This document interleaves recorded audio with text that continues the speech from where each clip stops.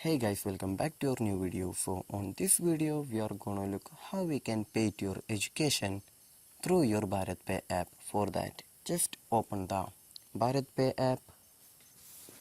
So after opening the Bharatpe app, here we just need to go to the home page. We just need to scroll down, and in the payment section we can just see the more option right there. Just tap on the more option right here. After reaching to this interface, we just need to scroll down for a bit, and in the other section we can just see the education section right there. Just choose the education right here,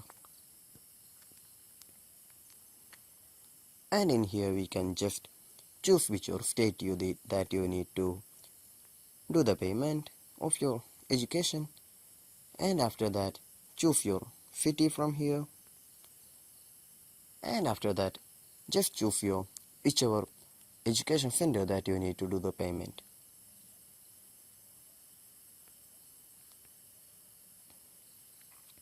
So in here just enter your admission number and your date of birth, also your mobile number, also then enter your admission number right here. So this is how you're gonna do the payment of your education through your Bharatpe app. So I hope this video was useful for you. So just do like, share, subscribe to our channel. Thank you and have a nice day.